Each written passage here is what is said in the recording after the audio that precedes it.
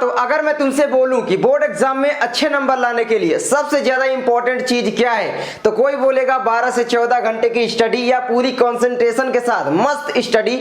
लेकिन मैं अगर बोलूं कि वो नहीं है तो वो है प्रीवियस ईयर क्वेश्चन पेपर।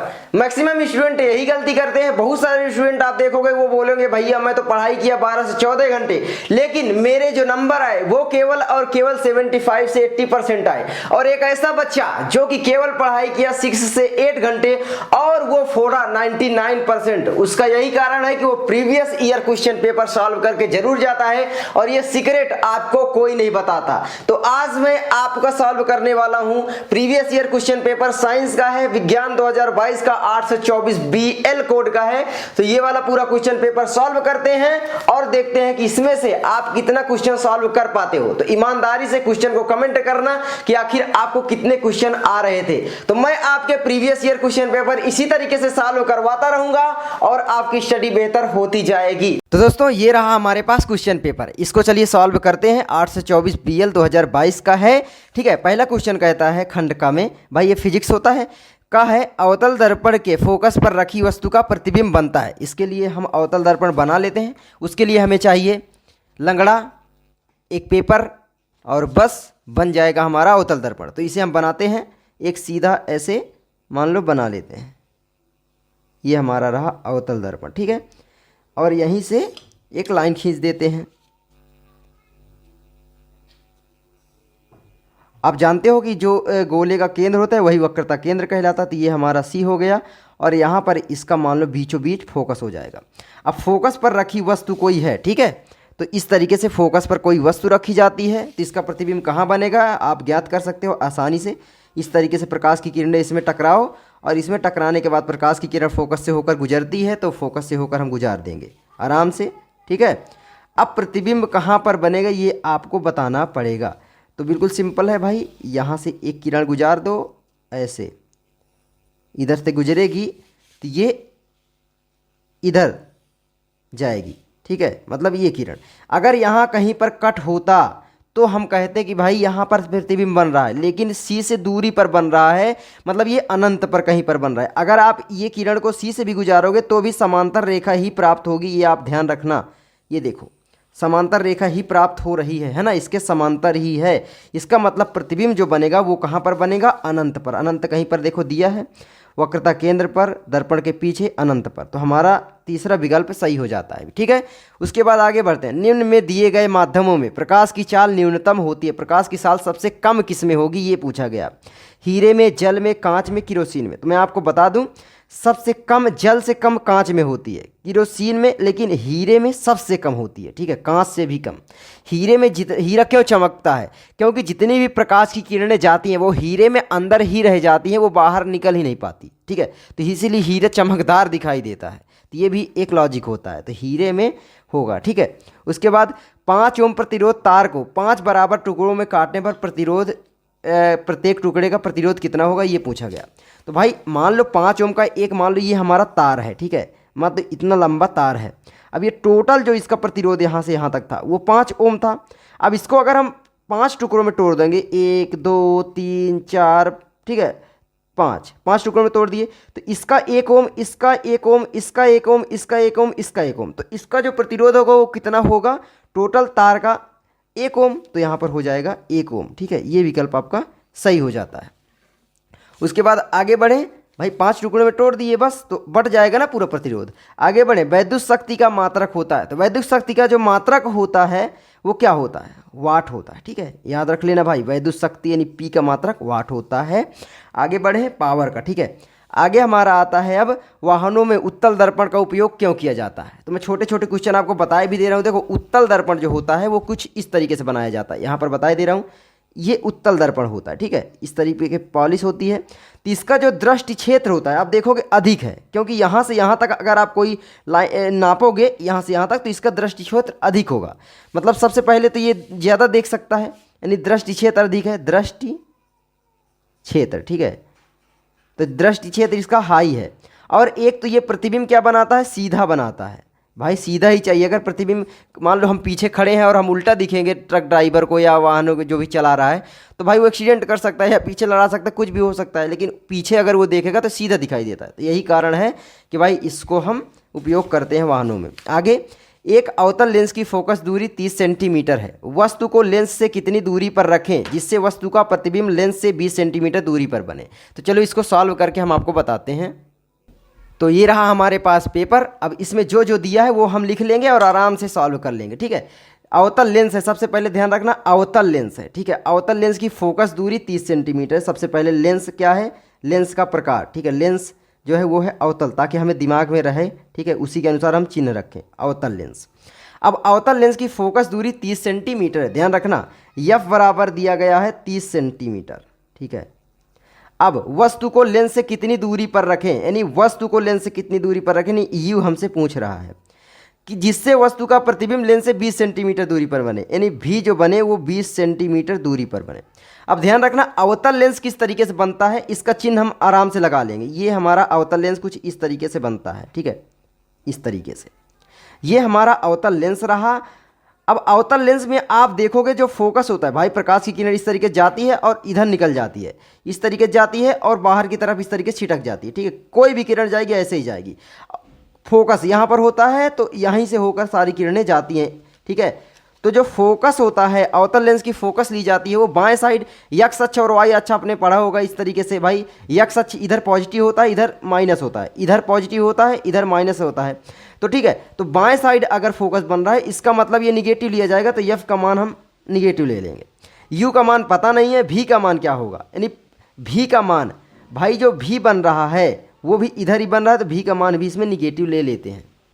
तो इसका प्रतिबिंब भी देखो इधर ही बनता है। क्यों? क्योंकि यहाँ पर ओ होता है। मान लो यहाँ से कोई किरण जा रही है, ठीक है, तो यहाँ से जब जाती है तो हम ओ से टकरावाते हैं इस तरीके से, ओ से सीधी किरण निकाल देंगे। अगर ओ से जाएगी तो किरण सीधी चली जाएगी, तो प्रतिबिंब जो बन रहा है बाएं साइड ही बन रहा है। बाएं साइड बनेगा तो मतलब निगेटिव होगा, तो भी का वैल्यू हम निगेटिव ले लेते हैं। अब बिल्कुल सूत्र में रख दो, आराम से आ जाएगा कि भाई 1/v minus 1/u equal to होता है 1/f, ठीक है। तो हमें क्या निकालना है, u निकालना है, तो हम आराम से u को निकाल लेंगे कि भाई 1 यहाँ पर 1/u माइनस लगा दें, इक्वल टू हो जाएगा 1/f।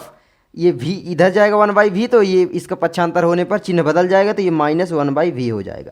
अब देखो ये अभी सूत्र यहाँ पर माइनस लगा है ना, तो हमने सूत्र में तो परिवर्तन कर दिया, लेकिन पूरे समीकरण में माइनस से गुणा भी कर दे तो कोई दिक्कत नहीं है। तो 1/u इक्वल टू हो जाएगा 1/f, ठीक है। ये पॉजिटिव है तो ये निगेटिव हो जाएगा, और ये माइनस है तो ये पॉजिटिव हो जाएगा, प्लस 1/v। ऐसे भी कहीं भी रख सकते हो वैल्यू, ठीक है, कोई दिक्कत नहीं है, मैं आपको बता ही रहा हूँ, ठीक है।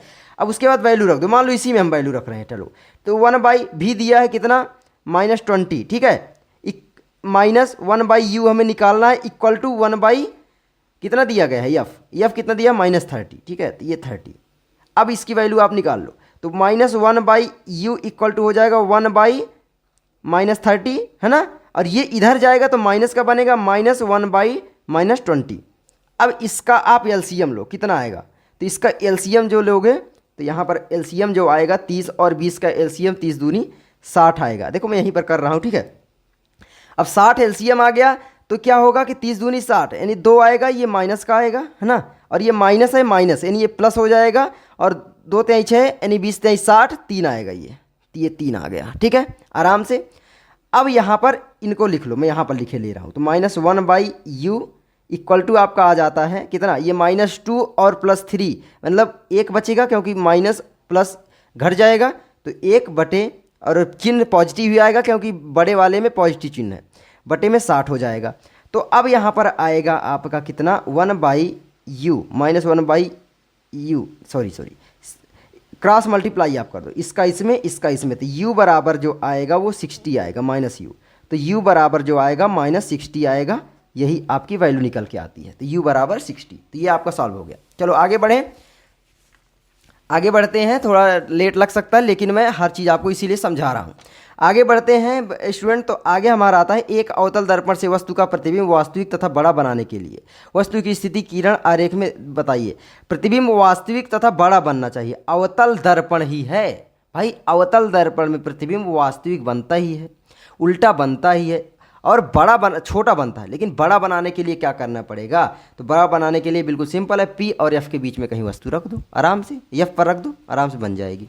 ठीक है, वो आगे आप पढ़ोगे तो आराम से आ जाएगा। एक उत्तल लेंस से वस्तु का आभासी प्रतिबिंब बनता है। उत्तल लेंस से किरण आरेख को से समझाइए कैसे बनता है। तो किरण आरेख आप आराम से खींच लो। एक उत्तल लेंस से वस्तु का प्रतिबिंब आभासी बनता है। उत्तल लेंस जो होता है इसका कुछ इस तरीके से होता है, लेकिन प्रतिबिंब इसमें हमेशा वास्तविक बनता है।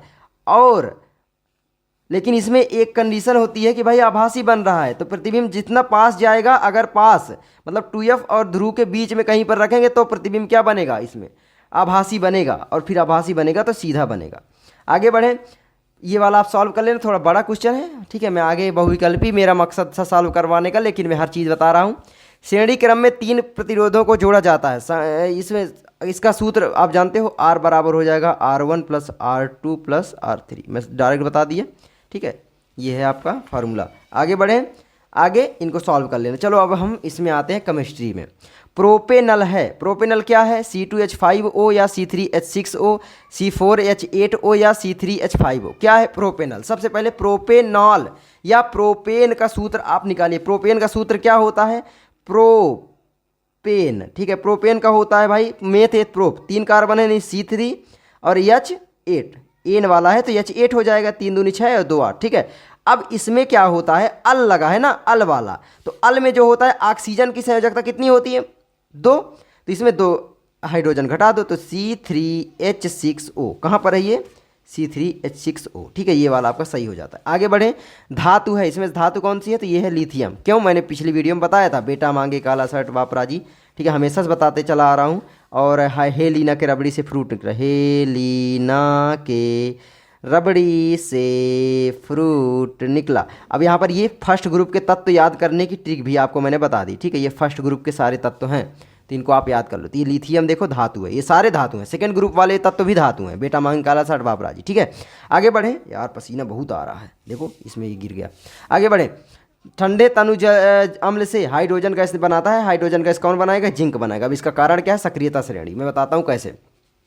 सक्रियता श्रेणी में जो होता है वो होता है potassium, sodium, calcium, magnesium, aluminium, zinc, iron, lead. ठीक है, Pb, फिर hydrogen, copper, mercury Hg, silver Ag, gold Au। ठीक है, ये है। अब इसमें ध्यान रखना एक बात, ये जितने भी हाइड्रोजन से ऊपर स्थित हैं, ये जितने, ये हाइड्रोजन से ज़्यादा ताकतवर हैं, इसीलिए हाइड्रोजन को अम्ल से विस्थापित कर देते हैं। क्योंकि जितने भी अम्ल होते हैं उसमें हाइड्रोजन पाया ही जाता है। जैसे H2SO4 आपका सल्फ्यूरिक अम्ल हो गया, HCl, ये सब बहुत ही मतलब तीव्र अम्ल हैं। ठीक है, बहुत ही फास्ट रिएक्शन करते हैं, बहुत ये खतरनाक होता है ना H2SO4, ये भी बहुत खतरनाक होता है। तो ये हो गया। तो अब इसमें से हाइड्रोजन निकालना है, तो भाई ताकतवर ही तो भगा पाएगा हाइड्रोजन। तो ये जितने भी हाइड्रोजन के ऊपर स्थित है, ये सारे अम्ल से हाइड्रोजन को विस्थापित कर देंगे। आप इतना याद कर लो बस। ठीक है, आगे बढ़े, बस ये आपका हो गया। आगे क्या आता है, आगे बेकिंग सोडा बनाने की विधि। ये सारी आप ये देखो, pH मान से आप क्या समझते हैं, शुद्ध जल में हाइड्रोजन आयनों का सांद्रण क्या होता है। आधुनिक आवर्त नियम लिखिए, तत्वों के भौतिक एवं रासायनिक गुणधर्म, उनके परमाणु क्रमांकों के आवर्ती फलन होते हैं, आप याद कर सकते हो। संतृप्त असंतृप्त हाइड्रोकार्बन में अंतर बताना है, 2 ठो अंतर बता दो। संतृप्त हाइड्रोकार्बन में एकल बंध होता है, असंतृप्त हाइड्रोकार्बन में द्विबंध होता है, इस तरीके से आप बता सकते हो। ठीक है, खनिज और अयस्क में अंतर, ये सारे मतलब बहुत सरल हैं, आप लोग इनको लिख लेना। ठीक है, मैं अगर सॉल्व करने बैठ जाऊँगा तो बहुत लंबी वीडियो बन जाएगी। आगे बढ़ें, आगे में बहुविकल्पी है ही मेरा मकसद था, लेकिन मैंने फिजिक्स के आपको क्वेश्चन करवा दिए। मानव में गुण सूत्रों की संख्या होती है, तो मानव में गुण सूत्रों की संख्या कितनी होती है, तो वो होती है 46 यानी 23 जोड़ी। ठीक है, उसके बाद निम्न में कौन मानव में मादा जनन तंत्र का भाग नहीं है, तो वो है आपका अंडाशय, गर्भाशय, शुक्रवाहिका, डिंबवाहिनी। तो शुक्रवाहिका नहीं पाया जाता गर्भ मतलब महिलाओं में। ठीक है, आगे बढ़े, मतलब क्या है कि जनन तंत्र का भाग नहीं है। आगे बढ़े, निम्नलिखित में कौन सा जीव प्रारूप गोल, ये वाला आप क्वेश्चन प्लीज़ कमेंट कर दो। चलो ठीक है, मैं अब नहीं बताऊंगा, ये वाला तो आता ही होगा आपको।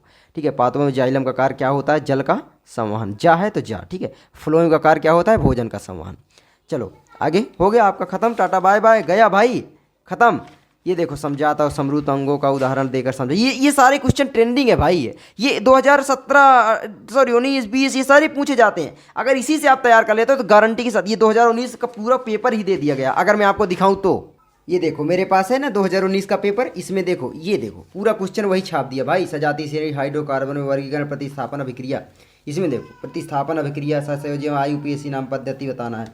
मतलब बिल्कुल सिंपल सिंपल क्वेश्चन आते हैं भाई। अगर पिछले क्वेश्चन सॉल्व करते हो आप तो समझ लो बहुत अच्छे से। इसी तरीके से इसमें देखो ये भी 2019 के दूसरे कोड का है, ये 824 बीजे का। इसमें देखो वही छाप दिया, परिवार नियोजन वाला पूरा वही क्वेश्चन। तो आप पिछले साल के क्वेश्चन पेपर से तैयारी जरूर करें, इसीलिए मैं आपको बोलता हूँ, इसी तभी आपके अच्छे नंबर आ पाएंगे, वरना आप मरते रहो 12-14 घंटे, कुछ नहीं होने वाला। तो पिछले साल के जितने भी क्वेश्चन पेपर है मैं आपको फ्री में प्रोवाइड कर दूंगा। ये क्वेश्चन मैं बताया भी था, समझा समरूप अंग में क्या होता है, ये सारे क्वेश्चन ट्रेंडिंग वाले होते हैं। मैं सारे क्वेश्चन 2022 में बताया था और सभी स्टूडेंट आई होप किए होंगे। तो मैं मिलता हूँ आपसे अगली वीडियो में। जय हिंद, जय भारत।